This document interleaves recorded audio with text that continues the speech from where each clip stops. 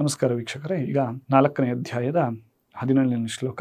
ಕರ್ಮಣೋ ಹ್ಯಪಿ ಬೋದ್ಧವ್ಯಂ ಬೋದ್ಧವ್ಯಂಚ ವಿಕರ್ಮಣಃ ಅಕರ್ಮಣಶ್ಚ ಬೋದ್ಧವ್ಯಂ ಗಹನಾ ಕರ್ಮಣೋ ಗತಿ. ಅಂದರೆ ಇಲ್ಲಿ 3 ವಿಭಾಗದ ಕರ್ಮದ ವಿಭಾಗವನ್ನು ತಿಳಿಸಿಕೊಡಲಾಗ್ತಿದೆ. ಕರ್ಮ, ಅಕರ್ಮ ಮತ್ತು ವಿಕರ್ಮ ಅಂತ. ಕರ್ಮ ಅಂದರೆ ಯಾವುದು ಮಾಡಬೇಕಾಗಿರೋದು ಅದು ಕರ್ಮ. ಅಕರ್ಮ ಅಂದರೆ ತೂಷ್ಣೀಂ ತಿಷ್ಠನ್, ಅಂದರೆ ಏನು ಮಾಡದೇ ಇರುವುದು ಅಕರ್ಮ. ವಿಕರ್ಮ ಅಂದರೆ ಯಾವುದನ್ನು ಮಾಡಬಾರದು ಅದು ವಿಕರ್ಮ. ಕರ್ಮಣೋ ಹ್ಯಪಿ ಬೋದ್ಧವ್ಯಂ ಬೋದ್ಧವ್ಯಂಚ ವಿಕರ್ಮಣಃ. ಬೋದ್ಧವ್ಯ ಅಂದರೆ ತಿಳಿಸಿಕೊಡಬೇಕಾಗುತ್ತದೆ ಅಂತ. ಯಾವುದನ್ನು ತಿಳಿಸಿಕೊಡಬೇಕಾಗುತ್ತದೆ ಅಂದರೆ ಕರ್ಮವನ್ನು, ವಿಕರ್ಮವನ್ನು, ಹಾಗೆಯೇ ಅಕರ್ಮವನ್ನು.